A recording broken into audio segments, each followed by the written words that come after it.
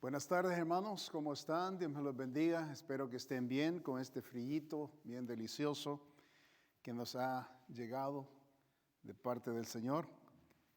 Espero que hayan tenido un buen tiempo este domingo, en la mañana, en el servicio.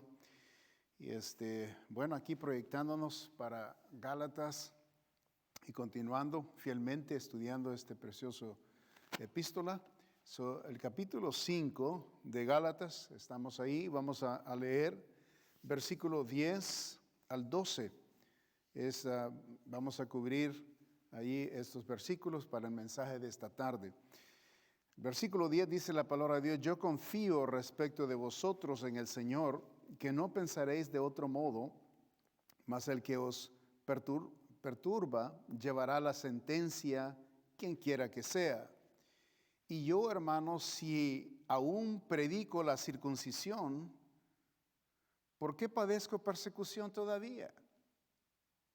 En tal caso se ha quitado el tropiezo de la cruz. Versículo 12 dice: ojalá se mutilasen los que os perturban. Tremendo versículos ahí. El tema de esta tarde, este mensaje, le he titulado: ¿habrá sentencia contra el culpable? Y esto con referencia, ¿verdad?, que venimos tocando el tema de los falsos maestros y la implicación de estar también firmes en el llamado del Señor. En la preciosa gracia. Vamos a orar, que el Señor bendiga su palabra. Padre, damos gracias por el privilegio, Señor, que nos da de abrir las Escrituras y poder, Señor, continuar estudiando este libro de Gálatas, que es tan importante en este tiempo nuestro, en la iglesia, en la época. Bueno, la palabra de Dios se aplica a todos nuestros tiempos, Señor, y especialmente ahora estos temas son importantes. Y, Señor, es precioso saber que no estamos sin información bíblica para ayudar a la iglesia a enfocarnos a los temas importantes de nuestras vidas, para poder, Señor, vivir delante de ti, haciendo tu voluntad. Bendice la iglesia, bendice, Señor, el mensaje, y que podamos aplicar las verdades que vamos a encontrar, que son necesarias para cada uno de nosotros, tus hijos. Bendícenos en el nombre santo de nuestro Señor Jesucristo. Amén. Habrá sentencia contra el culpable. Esta lección, o en la lección pasada, aprendimos que una pequeña fracción de corrupción contamina la verdad.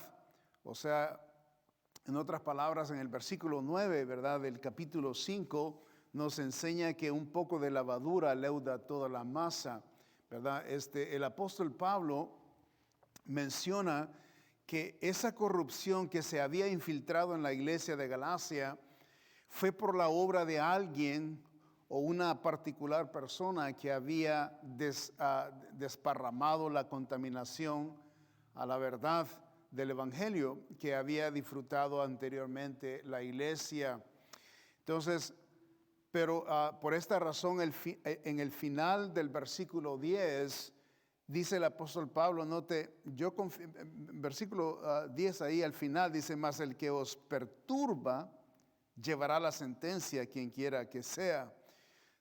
La pasada lección llegamos a la mitad del versículo, donde explicamos esa frase: yo confío respecto de vosotros en el Señor, que no pensaréis de otro modo. Y ahí nos quedamos.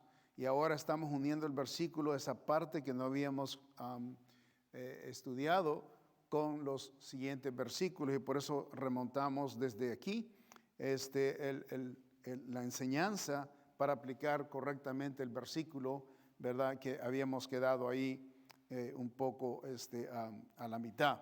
Entonces, por esta razón, al final del versículo 10, el apóstol menciona que tal persona llevará sentencia, es decir, ha sido encontrado culpable en la corte celestial esta particular persona, y tendrá su castigo.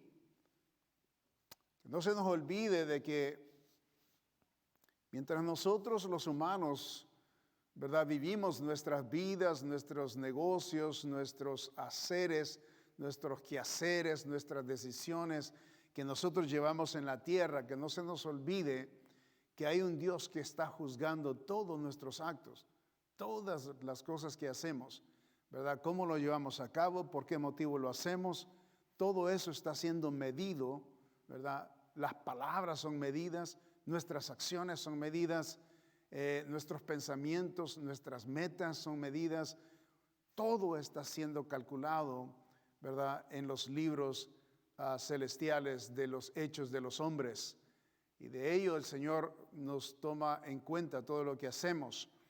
Y vemos aquí que el apóstol Pablo hace mención, dice, mas el que os perturba llevará la sentencia quien quiera que sea. El apóstol Pablo no sabe quién es específicamente, quien estaba, ¿verdad?, aturdiendo la iglesia y trayendo, ¿verdad?, esa corrupción de enseñanza.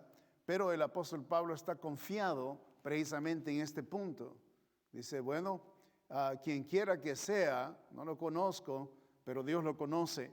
Él lo está observando y Él le dará a él lo que merece.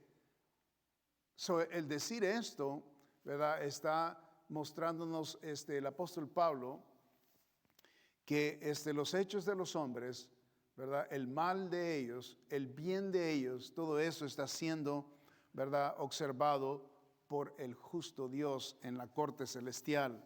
Y por eso, ¿verdad?, estamos hablando aquí de algo, hablando de leyes, ¿no?, culpable, estamos hablando de corte, estamos hablando de que hay evidencias y las evidencias Dios las tiene y Dios se encarga de dar al individuo lo que se merece. Son los siguientes versículos que estudiaremos. El apóstol Pablo trata de animar a los hermanos en varias maneras. Y aquí vamos a hablar con respecto a la iglesia. Y luego vamos a aplicar también, por supuesto, con el seductor al mismo tiempo todo esto. Vemos primeramente, el seductor tendrá su castigo. El versículo 10 al final, dijimos ahí, mas el que os perturba llevará la sentencia, quien quiera que sea.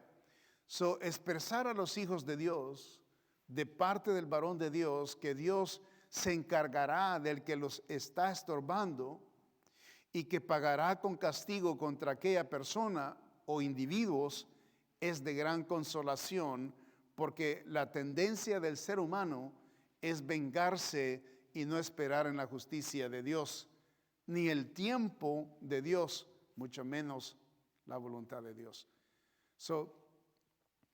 Cuando estamos siendo presionados, o cuando estamos siendo, nosotros estamos siendo afectados, hablando de la iglesia, ¿verdad? De cualquier manera, ya sea que venga el ofensor, o el seductor, o el engaño, o el detractor, o el predador, o el que viene a hacer algo, un daño, ¿verdad? Casi siempre cuando se da cuenta las personas que han sido engañados, pisoteados, ofendidos, siempre tendemos a pagar igual de la misma moneda, a pagar de la misma manera que fuimos ofendidos, pisoteados, ¿verdad?, o engañados. Entonces, o tratamos ¿verdad?, de defendernos.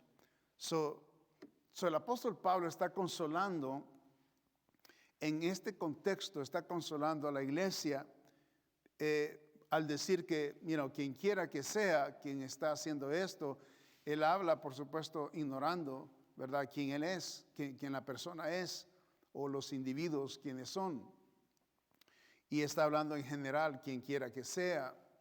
Entonces, lo precioso de esto es que viene con una forma de consolación, ¿verdad? Y eso es lo que estamos, que el seductor tendrá su castigo. Y el apóstol Pablo, ¿verdad?, está tratando de ayudar a confortar a los de la iglesia, que Dios se encargará de esta persona, porque Él es el juez, Él es el que observa, Él es el que pesa las evidencias, es el que pesa las acciones, Él es el que pesa y observa, ¿verdad?, los actos de los seres, y obviamente Él es el que paga, ¿verdad? Dios, al final del día, el ser la persona que hace mal tendrá su pago por el mal que hace.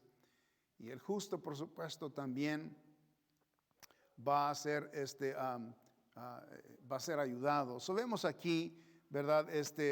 Dos cosas que aprendemos. Primero, letra A, Dios paga a cada quien de acuerdo a su obra. Y eso nos enseña la palabra de Dios. Esto es, en otras palabras, la regla de Dios. Entonces, o la ley de Dios, como quiera usted llamarle. So, en Salmo 62 vemos la palabra de Dios expresando precisamente este tema. Dice ahí, note Salmos 62 y el versículo 12. Y tuya, oh Señor, es la misericordia, porque tú pagas a cada uno conforme a su obra. So, tú pagas, ¿verdad? Conforme a su obra. Y aquí está hablando, ¿verdad? Dios, hablando del que sufre, Dios es el refugio. ¿Ok? Cuando alguien está sufriendo por el mal de alguien más, Dios es el refugio para el que está sufriendo. Entonces, cuando está refugiado en Dios, viene el que es, ¿verdad? El que está siendo víctima, ¿okay? El que está bajo Dios o está protegido por Dios, y observa qué es lo que pasará al que está haciendo el mal. Entonces, y aquí el salmista David dice, ¿verdad? En este contexto, dice, una vez habló Dios, dos veces he oído esto, que de Dios es el poder. Y, dice el apóstol, y David, y tuya, oh Señor, es la misericordia. Y luego agrega el salmista David, porque tú pagas a cada uno conforme a sus obras. Y esto habla de la justicia de Dios. Dios es justo, no es injusto. En la Biblia nunca encontramos una acción de Dios siendo injusta, aunque las personas puedan criticar a Dios o los humanos puedan criticar a Dios en ese ángulo. Pero decir que Dios es injusto es no conocer a Dios, no saber quién es Dios y la autoridad de Dios y la soberanía de Dios y la misericordia de Dios y el amor de Dios. Alguien que critica a Dios ser injusto, la persona inmediatamente está hablando de que ignora a Dios o no conoce a Dios. Ningún ser que ama a Dios o que conoce a Dios y conoce las Escrituras puede usar palabras de esa manera para con Dios. Un hijo de Dios, en otras palabras, un hijo no puede decir al padre, ¿verdad?, que las obras de un padre que ama a su hijo es injusto las acciones de ellos. Aunque entre los humanos se oye mucho eso a espaldas de los padres, ¿verdad? Que a veces las acciones de los padres, pues como son humanos, ¿verdad? Y tienen, no son perfectos, son pecadores, y por ser pecadores tienen tendencias, ¿verdad?, humanas y tal vez inclinaciones quizás ignorantes, ¿verdad? Y hacen cosas, por supuesto, indebidas. Pero cuando se trata del Dios Padre Celestial, Dios no es injusto, Dios es perfecto y Dios es justo y Dios siempre hace lo que es correcto. Y por eso cuando decimos que Dios nunca cambia, es que Dios es, ¿verdad? Es bueno, es justo, ¿verdad? Y todo lo que es en ese contexto de recto y verdadero, Dios es. Y entonces el humano no puede recalcar a Dios de injusticia, porque incluso el hombre, ¿cómo puede conocer de que Dios es injusto si él mismo es injusto? Él mismo es pecador y no puede elevar, ¿verdad?, él su conocimiento y decir, Dios es esto, porque en primer lugar no lo conoce, no lo conoce personalmente y no sabe cuál es el plan de Dios al final del día. Aún nosotros, los hijos de Dios que conocemos de Dios, Nosotros nos reclinamos cuando nosotros no entendemos como cristianos, hijos de Dios, cuando nosotros no entendemos lo que está pasando en nuestras vidas y percibimos cosas negativas que nos vienen a nosotros, y aunque podamos voltear a ver para el cielo y decir, Señor, ¿qué está pasando? Aunque no lo entendamos, jamás deberíamos de usar la palabra injusto, y no podría ser concebido de un hijo, de un hijo de Dios, porque sería injusto nosotros decirle injusto a Dios, porque Dios es siempre justo, es justo. Y con nosotros ha Él aplicado esa justicia. Y Él es siempre amoroso, siempre majestuoso, soberano. Y nos reclinamos en la soberanía de Dios cuando no entendemos lo que está pasando.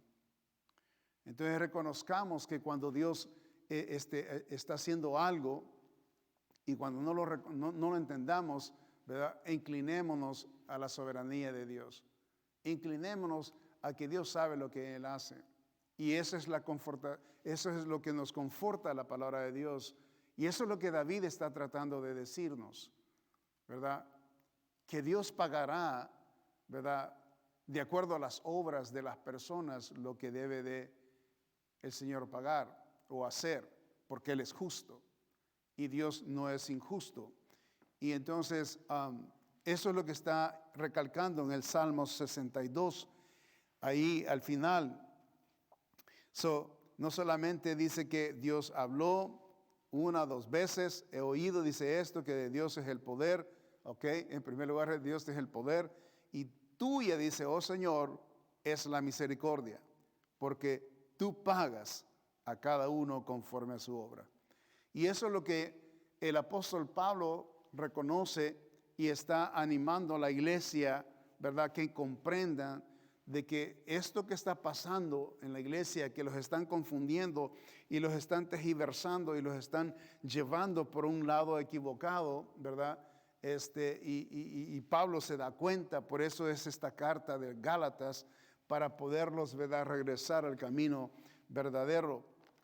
Entonces el apóstol Pablo, ¿verdad?, recalca que Dios paga a cada quien de acuerdo a su obra. Y hay mucha Biblia sobre este tema, donde Dios vindica a sus hijos y donde Dios, ¿verdad?, paga al injusto lo que se merece el injusto y al justo lo que merece el justo.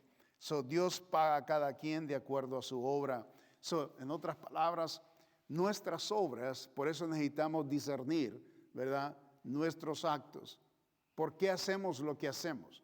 ¿Verdad? ¿Cuál es el motivo? ¿Queremos hacer daño? ¿Queremos hacer bien? ¿Verdad? ¿Qué es lo que vamos a hacer? ¿O por qué lo estamos haciendo?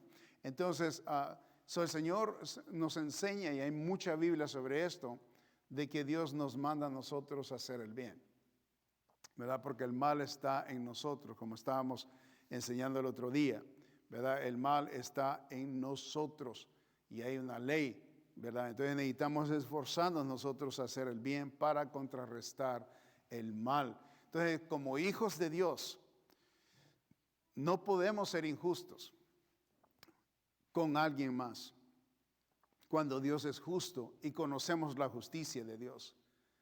Entonces, por eso no podemos inclinarnos, ¿verdad?, a hacer el daño a alguien o pisotear a alguien o ver de menos a alguien. Jamás. Ni debemos de juzgar mal, ni debemos de juzgar y criticar, ¿verdad? Todo esto es importante porque es en base a nuestras obras. Para que podamos recibir beneficios de Dios directamente como buenos hijos de Dios, haciendo el bien. Dios paga a cada quien de acuerdo a su obra. Como hijos de Dios no vamos a hacer mal, porque nuestro Dios es justo, Él es bueno. Y si nuestro Padre Celestial es bueno y justo, ¿cómo podemos los hijos ser injustos? ¿Verdad? No podemos. Entonces necesitamos reconocer nuestras obras. Letra B, Dios observa las evidencias donde se originan. Dios observa las evidencias donde se originan. Vayamos a Jeremías, y Jeremías toca este tema de el corazón del hombre. Ahí en Jeremías 17 nos enseña este varón, Dios le le dio sabiduría para expresar esto, ¿verdad? De el ser humano. Dice el versículo, capítulo 17 de Jeremías, versículo 10, dice: yo Jehová, que escudriño la mente, que pruebo el corazón, para dar a cada uno según su camino, según el fruto de sus obras. Se fija que es importante, cuando Dios está haciendo algo y paga, ¿verdad?, a alguien por sus obras, note de dónde viene el discernimiento de Dios.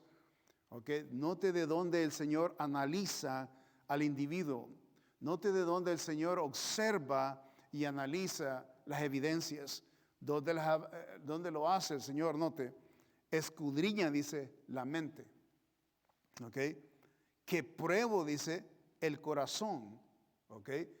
En otras palabras, el Señor mide, ¿verdad?, las acciones. Mide, acuérdense que del corazón viene todas nuestras acciones, malas, buenas, ¿verdad? Viene del corazón. Y entonces la mente habla, la mente y el corazón, ¿verdad?, es lo mismo. Hablamos, cuando hablamos del corazón, estamos hablando de la mente, es el centro de las decisiones del ser humano.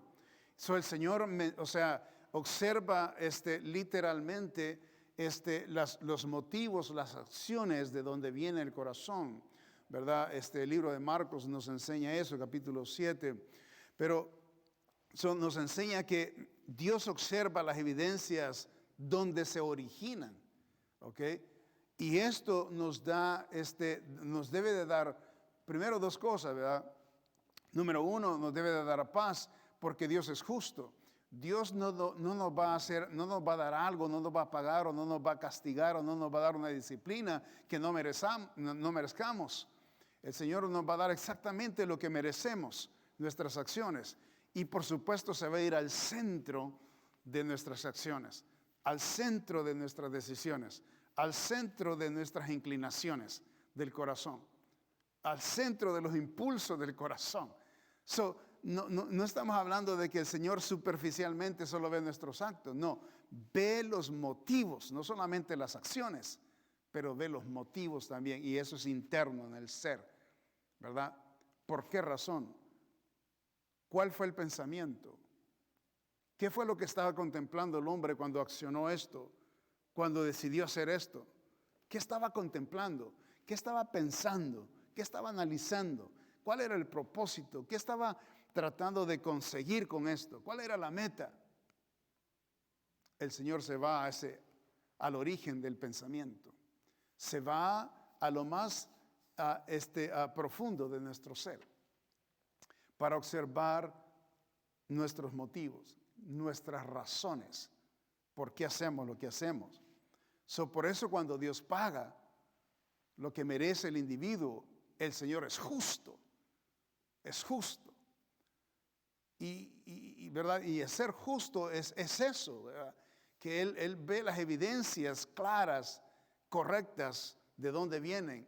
Entonces el Señor, ¿verdad?, paga al que merece lo que merece, porque el Señor lo está escudriñándolo todo.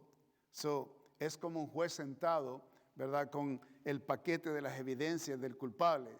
Y el juez viene y revisa todas las evidencias del caso, ¿verdad?, todas las evidencias del individuo, del caso del individuo, y entonces concluye el juez, ¿verdad?, que tiene toda la información, y en base a la información, ¿verdad?, ya el jurado dio la información, el veredicto, los abogados pusieron su veredicto, y viene el juez y él calcula todo y está escudriñando todas las evidencias, y entonces va a dar la sentencia.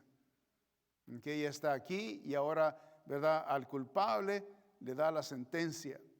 ¿Qué es lo que va a pasar? ¿Queda libre o queda culpable? ¿O cuánto le va a tocar? Él paga, el juez, hablando de Dios, porque Dios es justo. Dios observa antes de castigar a alguien, o antes de pagarle a alguien o disciplinar a alguien. Dios, tengamos esto bien seguros, que si algo está pasando en nuestras vidas y viene como castigo, y lo hemos entendido que es castigo de parte de Dios, ¿okay?, sepamos de dónde viene, de dónde se origina todo el castigo. Dios va a observar desde el más, ¿verdad? El acto más profundo de nuestro ser, ¿verdad? Y el motivo y razones por qué lo hicimos, y el Señor, boom, nos va a dar exactamente lo que merecemos. Dice el Señor, yo Jehová que escudriño la mente, que pruebo el corazón, para dar a cada uno según su camino, según el fruto de sus obras. Y esto es otra manera de expresar lo mismo que acaba de decir, su camino, sus decisiones. La palabra camino habla de decisiones. Las personas decidieron hacer algo, ¿verdad? Y ese impulso no pensaron bien, ¿verdad? No analizaron la situación y entonces, ¿verdad? Hubo daño y entonces el Señor, ¿verdad? Va a pagar de acuerdo a sus obras. Vemos allí, el seductor tendrá su castigo. Okay, por eso el apóstol Pablo no se preocupa, ¿verdad? Usted, si alguien le ha hecho daño, no se preocupe. Dios lo tiene todas las evidencias en sus manos. Dios se va a encargar de dar, ¿verdad?, el pago al que se merece, ¿verdad?, lo que se merece aquella persona, aquel individuo, ¿verdad? Entonces, los cristianos, nosotros debemos de entender cómo opera Dios para estar tranquilos, en paz, cuando nosotros sabemos de que hay algo injusto que está sucediendo en contra de nosotros, o en contra de, ¿verdad?, un ser querido, o en contra de algo que vemos que es injusto. Esto nos debe dar consolación y paz, que es lo que quería el apóstol Pablo con la iglesia de Galacia. Confortarlos. Hey, no se preocupen, quien quiera que sea ese individuo, Dios lo tiene ya en la mira. Dios tiene las evidencias, Dios va a escudriñar el corazón, Dios va a dar el pago que se merece esa persona. No se preocupen. Y eso es lo lindo acerca de Dios, ¿verdad? Que tenemos a Dios del lado nuestro, ¿verdad? Abogando por nosotros, siendo el juez, siendo el abogado, siendo el testigo, usando el jurado, siendo todo para nosotros. Eso nos debe de consolar, nos debe de dar paz, tranquilidad. El seductor tendrá su castigo. Alguien que ha hecho mal a usted y a mí, o alguien, el Señor se va a encargar. ¿Okay? Y eso me da paz a mí. Yo como siervo del Señor no me preocupo, ¿verdad? Usted no se debe preocupar también. Déjeselo al Señor. Él está en el trono y Él hará lo que tiene que hacer. Número 2, el seductor está contra la cruz. Okay? El seductor tendrá su castigo y por supuesto el seductor, si está haciendo mal y va a recibir un pago o castigo, es porque el seductor está contra la cruz. Nota lo que dice el versículo 11. Y yo, hermanos, dice el apóstol Pablo, si aún predico la circuncisión, ¿por qué padezco persecución todavía? En tal caso, se ha quitado el tropiezo de la cruz. Los falsos maestros y su agenda era silenciar al apóstol Pablo y el mensaje precioso que él predicaba del evangelio y, por supuesto, la persecución de los judíos contra el apóstol Pablo presenta dos evidencias. Okay. Vemos, número 1, la primera evidencia, que el apóstol Pablo no predicaba a favor de los ritos. Okay. Esa es la primera evidencia. La mejor evidencia presentada a sus críticos es la misma persecución. En otras palabras, el punto por qué lo perseguían, ¿verdad?, era porque predicaba no a favor de la circuncisión, sino que en contra de la circuncisión, ¿verdad? Y eso lo vemos bien claro. En otras palabras, el apóstol Pablo pregunta, ¿por qué había de ser perseguido si estaba del lado de los ritos? Obviamente, si él hubiera estado del lado de los ritos, no hubiera sido perseguido. Si él hubiera estado del lado de la circuncisión, no hubiera sido perseguido. Si hubiera estado del lado de Moisés y la ley, no hubiera sido perseguido. So, el apóstol Pablo está aclarándoles aquí, ¿verdad? Que, um, sin embargo, el mensaje del apóstol Pablo era bien claro. Nota el versículo 6, ahí en Gálatas 5, dice, porque en Cristo Jesús ni la circuncisión vale algo, ni la incircuncisión, sino, note, escuche bien, la fe que obra por el amor. Esa es la predicación del apóstol Pablo, la fe. So, no circuncisión o incircuncisión, sino que la fe. Entonces, la fe que obra por amor, eso es lo que dice ahí. So, sin ninguna clase de ritos. O sea, la fe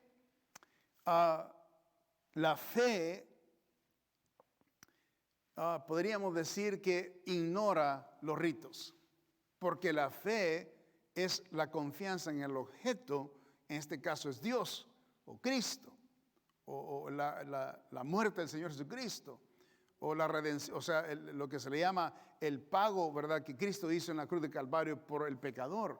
Ese es el objetivo, ¿verdad? Entonces, no es los ritos el objetivo.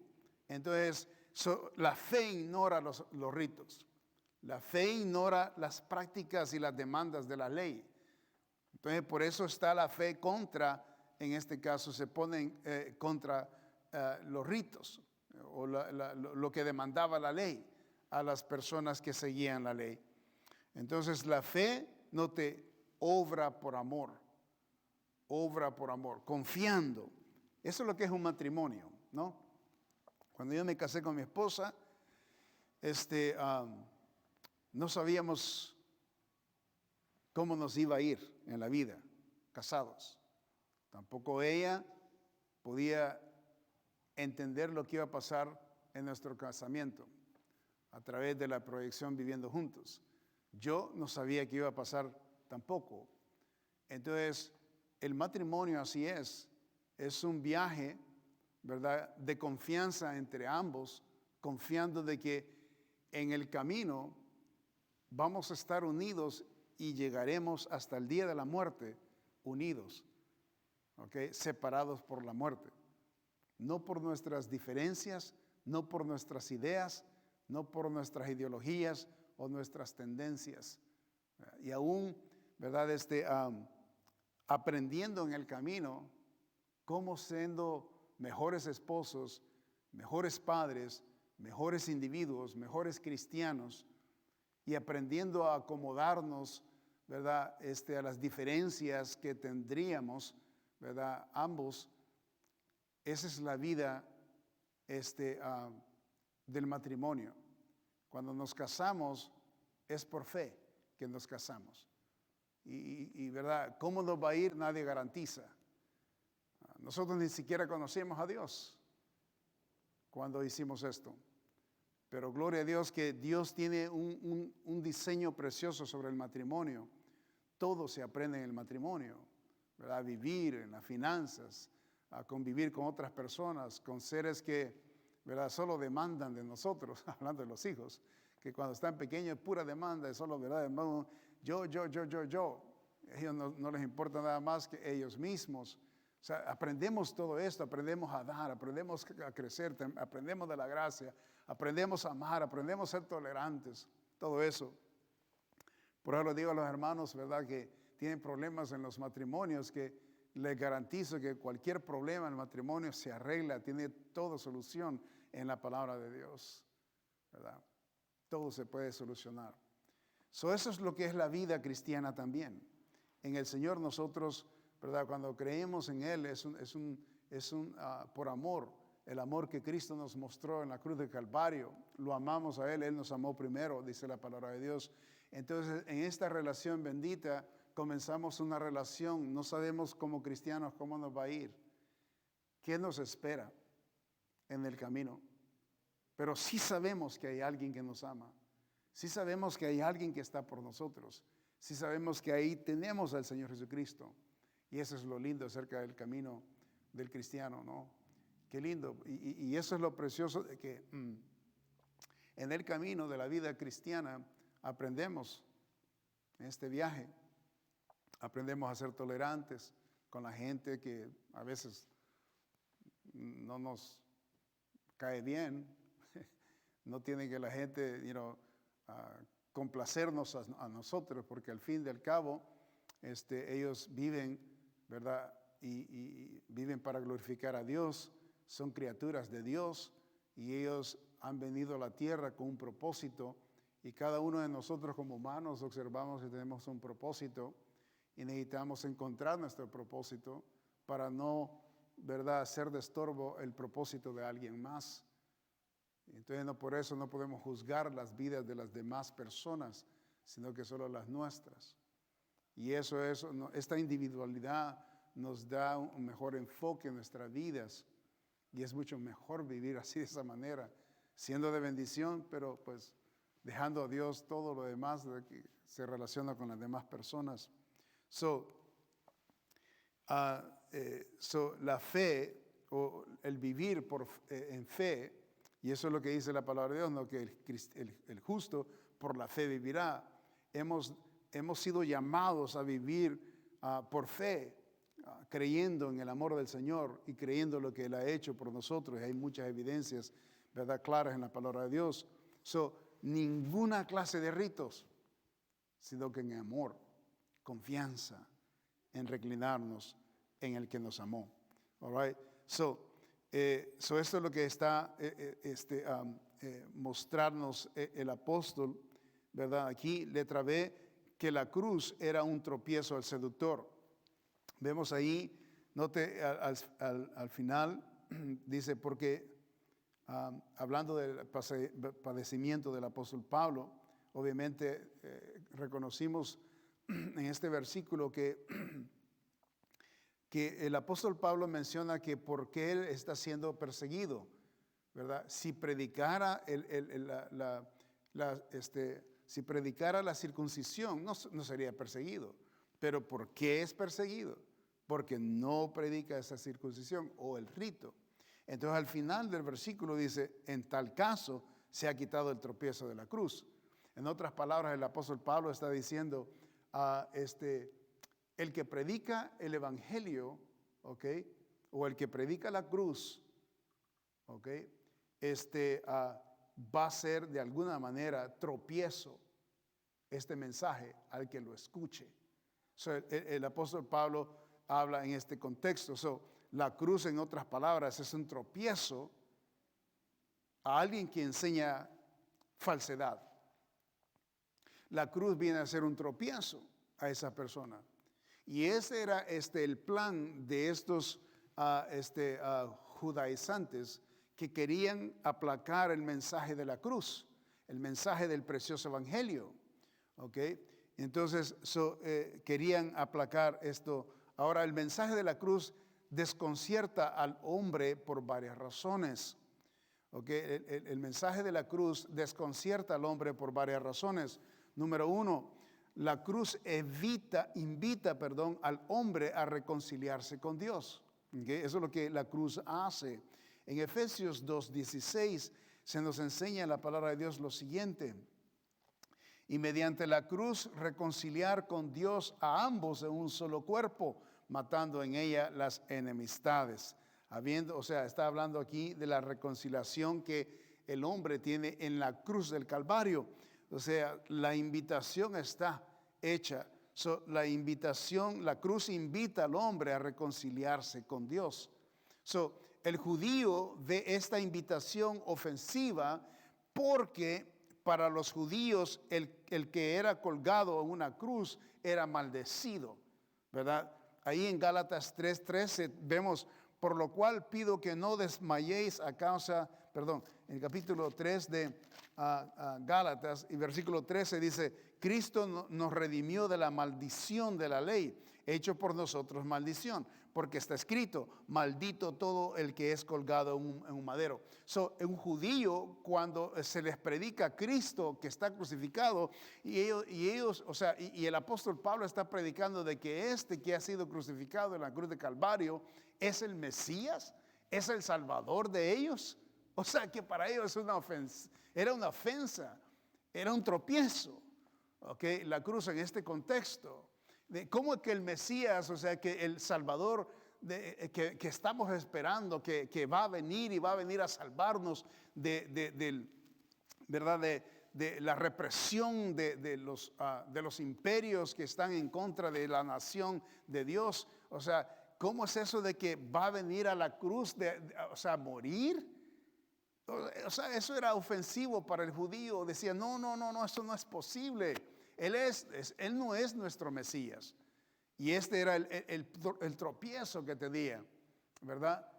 No lo podían entender. O sea, el apóstol Pablo, él era judío y decía, este es el Mesías, el que ha muerto en la cruz de Calvario, el que ustedes crucificaron. Sí, no puede ser, porque el que es colgado en la cruz del Calvario es maldecido, o sea, es maldito. Y por supuesto, si ellos estudiaran bien la palabra de Dios por el contexto cuál es y el mensaje precioso que se les dio a los judíos, ellos solamente tenían que ubicar esa información en Isaías 53 y ahí encontrarían la respuesta. Salmos 22 y ahí encontrarían la respuesta si no la habían entendido todavía. Donde está, ¿verdad? El Señor Jesucristo en la cruz de Calvario en el Salmo 22, ¿verdad? De que ahí está en la cruz de Calvario la foto preciosa del Señor Jesucristo en el Calvario, está en el Salmo 22 y está también en Isaías 53. Y ahí está bien claro. El pueblo de Dios puede observar esto, puede entender esto y puede aprender, ¿verdad?, que esto es la realidad del Mesías. Pero bueno, ellos se ofendían por este mensaje. Eso era tropiezo. La cruz invita al hombre a reconciliarse con Dios. ¿Ok? Entonces, ellos no lo querían. Obviamente, hablando ahí en Efesios 2:16, dice, y mediante la cruz reconciliar con Dios a ambos. Cuando dice a ambos, está hablando del judío y del gentil. Está hablando de los dos segmentos de los humanos, ¿verdad? Que tienen que ser redimidos por Dios. Ambos en un solo cuerpo, matando en ella las enemistades. Ok, acuérdense que el judío, ¿verdad?, tiene enemistad con el gentil. El gentil, o sea, con el judío, o sea, no se pueden, de acuerdo al judío, la instrucción del judío es de que ellos no se tienen que unir con los gentiles. Entonces, esta división, el Señor Jesucristo la une en la muerte, en la cruz de Calvario. Y eso es lo que significa ahí. Vemos la cruz invita al hombre a reconciliarse con Dios. Número 2, vemos que la cruz invita al hombre a negarse a sí mismo. El Señor habla en este contexto, hablando de la cruz.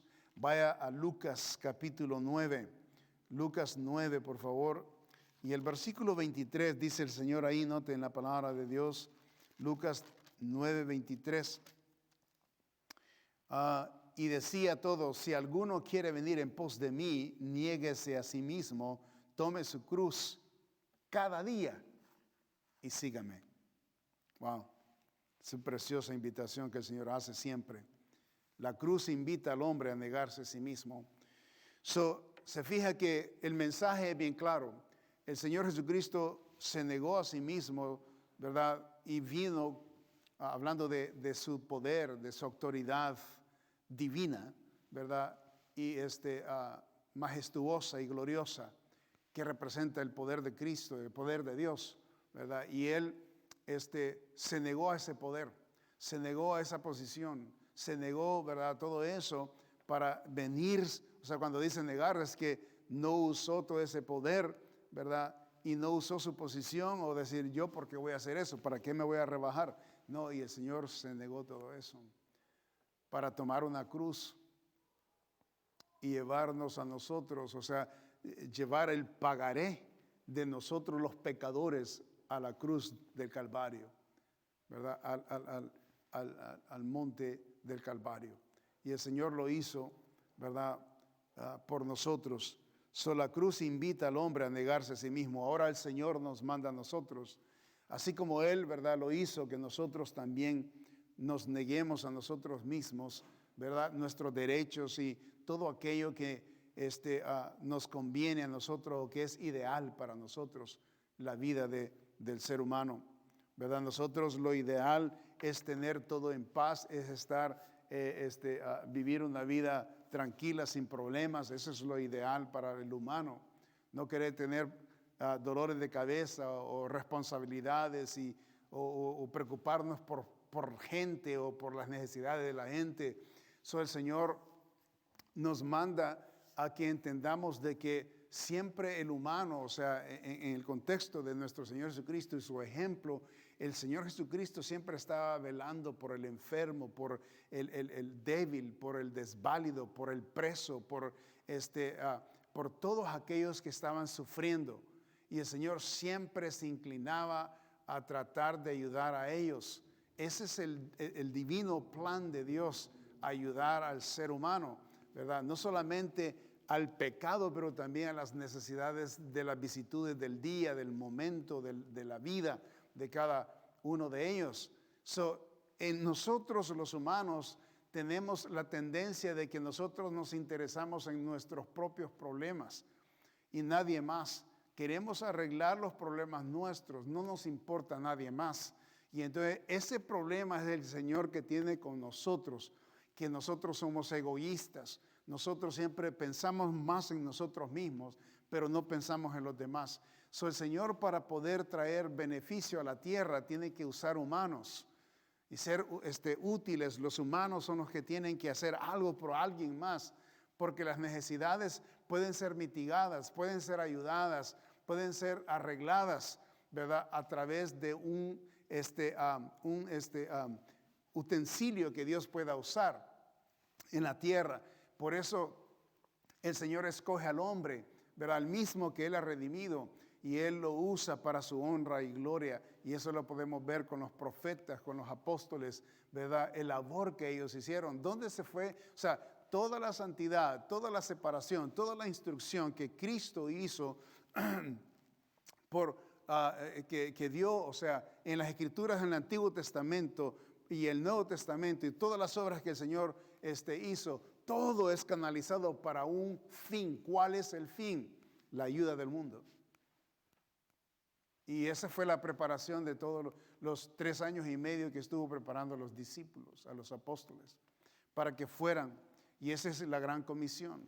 Al final de todo, ¿verdad? Es que, todo esto que tenemos nosotros con beneficio, o sea, ¿lo vamos a tener para nosotros mismos? No, esto es para darlo a alguien más.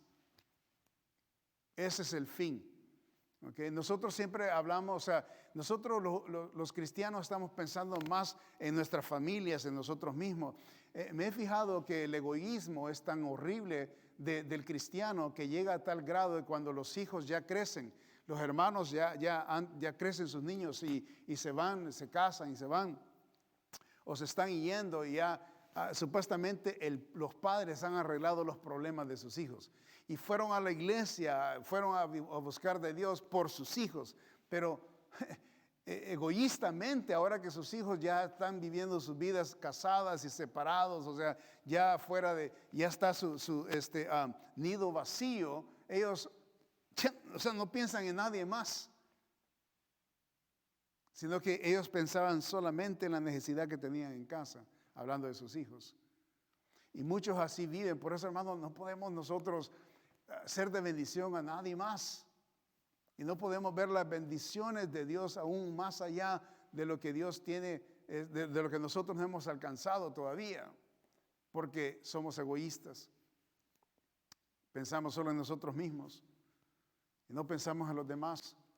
Entonces, hermanos, nunca vamos a tener fruto que permanezca para siempre, o sea, hablando del cielo, ¿verdad? Si solo pensamos en nosotros y arreglar nuestros propios problemas.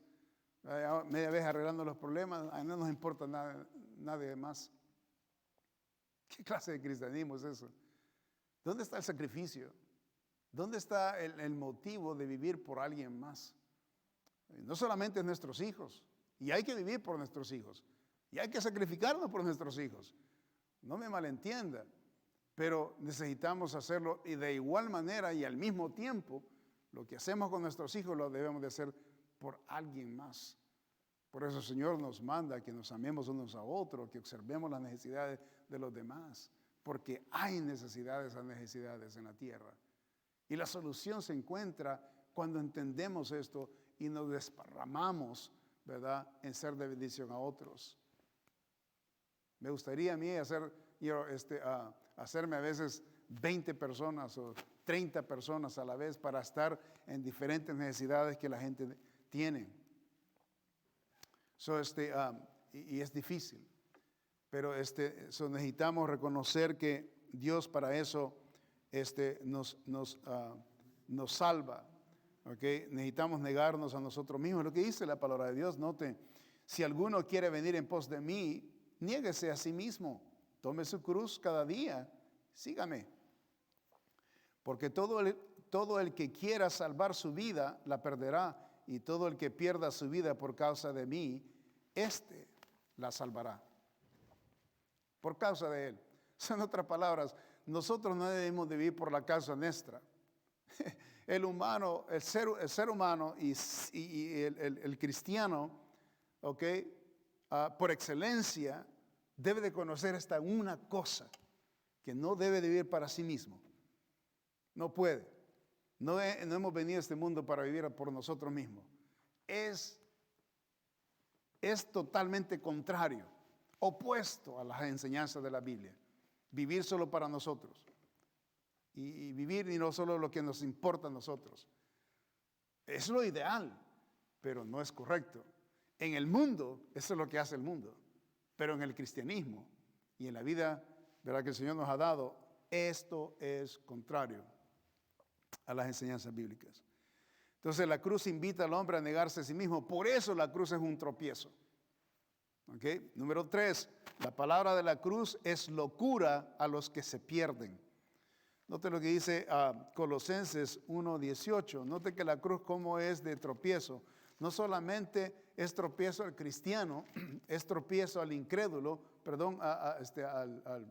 al religioso, pero también es tropiezo al no religioso, al incrédulo.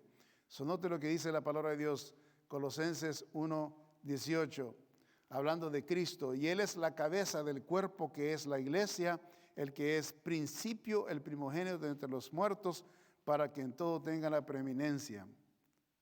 Perdón, estoy en mal notas aquí. Es Primera de Corintios, por favor. Me equivoqué. Pensé que era Colosenses, pero es Primera de Corintios 1:18. Primera de Corintios 1:18. Ahí dice la palabra de Dios, porque la palabra de la cruz, note, es locura a los que se pierden. Note, ahí está. Porque la palabra de la cruz es locura a los que se pierden. Pero a los que se salvan, esto es, a nosotros, es poder de Dios. Gloria a Dios por la cruz. Gloria bendita de Dios. Y no estamos hablando del crucifijo en sí. Estamos hablando del lugar donde el Señor Jesucristo padeció por nuestros pecados. ¿Verdad? En ese contexto es que la cruz es predicada y es admirada, porque fue el lugar donde el Señor Jesucristo pagó por nosotros, ¿verdad? Pero hablando de la cruz, con referencia físicamente al elemento de la cruz, estamos hablando que es un instrumento de muerte. ¿Okay? Lo que es la cruz, un instrumento de muerte, donde nuestro Señor Jesucristo pagó por nuestros pecados. Entonces, por eso la cruz no se debe de adorar. Pero en el contexto de esto, cuando se habla de la cruz, se habla en el contexto de que el lugar donde el Señor Jesucristo pagó por nuestros pecados. ¿Okay? Para que me entienda, ¿verdad? Si por ejemplo el Señor Jesucristo si en ese tiempo, digamos, la silla eléctrica hubiera sido usada, por decir así, el instrumento de muerte hubiera sido la silla eléctrica. Y eso no quiere decir que le vamos a adorar a la silla eléctrica. Eso es un ejemplo, ¿verdad? Eso es un lugar donde el criminal moría, así como ahora, ¿verdad?, que usan la silla eléctrica para matar a los criminales. En ese entonces la cruz era de igual manera un instrumento de muerte, que el criminal moría ahí. Por eso 2 criminales murieron a la par del Señor Jesucristo. Eso explica, ¿verdad?, lo que les estoy diciendo. Pero cuando hablamos del contexto de la cruz, el apóstol Pablo habla de la cruz, pero porque es el lugar donde el Señor ¿verdad?, precioso, derramó su bendita sangre. ¿Okay? Porque la palabra de la cruz dice es locura a los que se pierden. So, por supuesto, al judío, ¿verdad?, cuando decían la cruz, no, ahí es donde se cuelgan son los maldecidos, ¿verdad? Y por eso ellos tenían un tropiezo, problema con esto. So, vemos que la cruz era un tropiezo al seductor, pero también no solamente es la cruz tropiezo al creyente, pero también al religioso y también al incrédulo. ¿Okay? Para terminar, número 3, el seductor es merecedor de castigo. So, el apóstol Pablo, ¿verdad?, expresa esta frase bien interesante, como la expresa. Nota el capítulo 5, versículo 12. Y dice él ahí, ojalá se mutilasen los que os perturban. Ojalá se mutilasen los que os perturban. Acuérdense que venimos hablando acerca de la circuncisión. En el contexto de la circuncisión, el apóstol Pablo toma la posición y habla y expresa esta manera. El deseo del varón de Dios para aquellos que son de estorbos a los santos expresa lo siguiente: ojalá se mutilasen los que os perturban. Esto se oye bien serio cuando viene de la boca de un varón de Dios como Pablo. Ahora, la expresión ojalá se mutilasen es una forma sarcástica del varón de Dios diciendo lo siguiente: está bien, si ellos se quieren cortar y despedazar su cuerpo, magnífico que lo hagan. Esto sería el final de ellos para que no los molesten más. Perfecto, este acto solucionaría el problema que causan ellos. Es exactamente lo que está diciendo el apóstol Pablo. En otras palabras, hablando de la circuncisión, ok, quieren ellos mutilarse, cortarse su cuerpo y hacerlo de esa manera, ojalá se mutilasen y ya que paren de estar molestándolos. Es básicamente lo que está diciendo el apóstol Pablo. En otras palabras, que se hagan daño, ¿no? Pero que no les hagan daño a ustedes, que ellos sigan haciéndose daño como ellos quieran, ¿verdad? Y entonces, él termina ahí con esa frase. Eso es muy interesante. Quiero llevarlos ahí a Segunda de Pedro, no están en las notas, pero en Segunda de Pedro hay un versículo que nos llevará al final del tema de esta tarde. Y quiero que observen el capítulo 2 de Segunda de Pedro y el versículo 9. Dice, sabe el Señor librar de tentación a los piadosos, ¿ok?, y reservar a los injustos para ser castigados en el día del juicio. ¡Tarán! Ese es el final. Tremendo versículo para terminar ahí. El seductor es merecedor de castigo. Y eso es lo que dice ahí, ¿verdad?, en Segunda de Pedro. El Señor se encargará. Exactamente lo que el apóstol Pablo está indicándonos, ¿verdad?, para consolar a la iglesia. El Señor se encargará. Si los están haciendo daño, no se preocupen. El Señor se encargará de él, quien quiera que sea. Gloria a Dios por la vindicación que Dios siempre tiene con sus hijos, ¿verdad? Y Él pues sale a nuestro encuentro, a nuestro socorro, a nuestra ayuda, y Él pagará el daño que alguien pueda hacer a usted y a mí. Gloria a Dios por eso, amén. Usted no se tiene que vengar, ni yo tampoco. El Señor se encarga. Él tiene las evidencias, Él es el juez, Él es el abogado, y Él es el que observa todas las evidencias. Él lo estudia todo lo escudriña. En sus manos está. Gloria a Dios por eso. Amén. Tengamos paz, vivamos con paz, haciendo el bien siempre, ¿verdad?, proyectándonos para glorificar a Dios siempre, ¿verdad?, haciendo el bien y ayude a alguien. Enséñele el plan de salvación a alguien. Ore por alguien, ¿verdad? Ese es el trabajo nuestro. ¿Okay? Dios me los bendiga. Pasen una feliz tarde.